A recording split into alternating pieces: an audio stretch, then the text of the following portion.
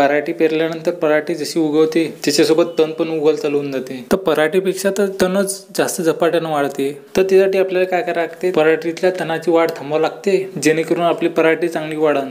जेव्हा आपली पराठी लहान असते त्याच्यावर आपल्याला फक्त निवडक तणनाशकच मारावं लागते, जेणेकरून आपण तणनाशक मारलं तरी आपल्या पराठीवर काही नुकसान नाही झालं पाहिजे. यासाठी आपल्याला निवडकच तणनाशक वापरावं लागते. पराठी जेव्हा लहान असते त्याच्यासाठी आपल्याकडे सर्वात जास्त 2 प्रकारचे तणनाशक कास्तकार मारतात. पहिलं म्हणजे असं तणनाशक आहे ज्याच्यामध्ये गवती आणि चवड्या पानाचा दोन्ही मरते असेवाले जे आपल्याकडे तणनाशक येते, जे कंटेंट हिटवीट मॅक्स मध्ये आहे तेच आपल्याला घासामध्ये पण दिसून येते आणि मास्टर स्ट्रोक मध्ये पण तेच कंटेंट आहे. जवळपास पायनाने हे कंटेंट बनवलेलं आहे, म्हणजे गोदरेजनेच बनवलेलं होतं ते. ते साऱ्या कंपनीला दिलेलं आहे. ते एकच तणनाशक आहे, चवड्या आणि गवती तणाला मारासाठी हे तणनाशक बनलेलं आहे. एक तर हे मारते, नाही तर आपण मारतो एजिल आणि हिटवीड अलग अलग. एजिल आपले गवती तण मारते आणि हिटवीड आपल्या कपाशीमधले चवड्यापणाचे तण मारते. जवळपास सर्वच कंपन्या एजिल हिटवीड पण बनवते आणि हिटवीड मॅक्स मध्ये जे कंटेंट आहे तेवाला पण तणनाशक बनवते. तर आता मेन कन्फ्युजन हे आहे की आपण हिटवीड मॅक्स मारायला पाहिजे की हिटवीड आणि एजिल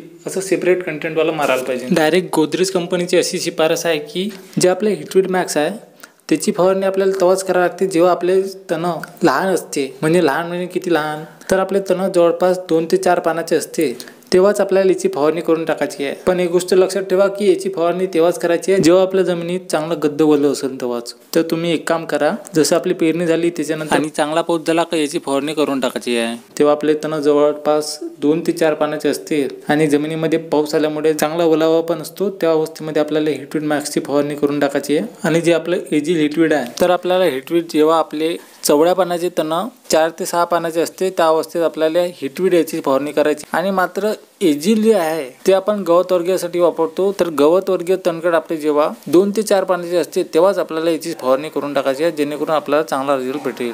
आणि त्याच्यात पण तसंच आहे की जमीन चांगली ओली पाहिजे आणि 4 ते 6 पानं तुम्ही ठेवा. जेव्हा आपले तण छोटेच असते, म्हणजे 4 ते 6 पानं म्हणजे असं काही नाही की मोठं तण होऊन गेलं तेव्हा तुम्ही मारू शकता, तसं काही नाही. तण आपलं लहानच असते 4 ते 6 पानाचं असले तेव्हा तुम्ही हिटवीड मारू शकता, म्हणजे सेपरेट कंटेंट वाला तेव्हा मारा. आणि एक गोष्ट लक्षात ठेवा, तणकट जर मोठं झालं तर सिलेक्टिव्ह हर्बिसाइड त्याच्यावर काम करत नाही. म्हणून जवळपास जे शिफारस आहे तेच मारा. 2 ते 4 पानाचे तणकट असन तेव्हा हिटवीड मॅक्स मारा. 4 ते 6 पानाचे तणकट असन तेव्हा एजिल आणि हिटवीड सेपरेट कंटेंट असलेलं तणनाशक मारा. फक्त यांच्या डोस मध्ये फरक आहे. हिटवीड जवळपास तुम्हाला 250 ते 300 ml प्रति एकर मारा लागते आणि हिटवीड मॅक्स जे आहे ते 450 ml प्रति एकर मारा लागते. आणि एक गोष्ट लक्षात ठेवा, जवळपास तुम्हाला प्रति एकर जो डोस सांगितलाय मी याच्यासोबत 200 लिटर पाणी मारा लागते प्रति एकर. म्हणजे जवळपास 1 ड्राम 200 लिटरचा जो आपला 1 ड्राम असतो तो 1 ड्राम ते पूर्ण एका एकरात पडला पाहिजे. तणनाशक मारताना असंच नौजल वापरावं जे एकदम बारीक फवारा मारल आणि दाट फवारणी करायची आहे तुम्हाला. म्हणजे जास्तीत जास्त पाणी तुम्हाला तुमच्या शेतामध्ये मारायचं आहे, जेणेकरून एकूण एक तणावर तणनाशकाची फवारणी बसेल, जेणेकरून तुम्हाला चांगला रिझल्ट औषधीचा मिळेल. नाही तर औषधीले फालतू तुम्ही बदनाम करता, कारण की छोटे तण पण नाही राहत तुमचे आणि तुम्ही बरोबर पाणी फवारणी पण नाही मारत.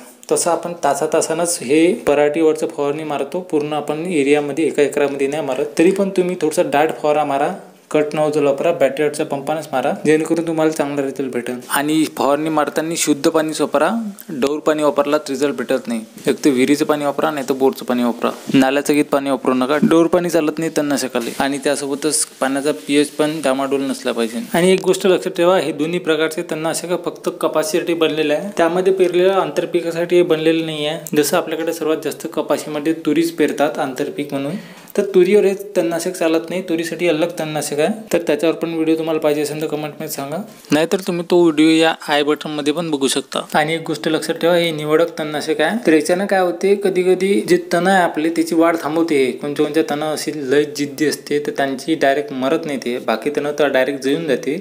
पण जे जिद्दी तण आहे त्याची वाढ थांबून जाते आणि ते पूर्ण पिवळे पडून जातात. म्हणजे जवळपास 12 किंवा 48 तासामध्ये 2-3 दिवसात आपलं तण पूर्ण पिवळं पडून जाते आणि त्याची वाढ थांबून जाते. म्हणजे असं विचार नका करू की हे मारल्यानंतर तुमचं वर पूर्ण तण असे डायरेक्ट जळून जाणार.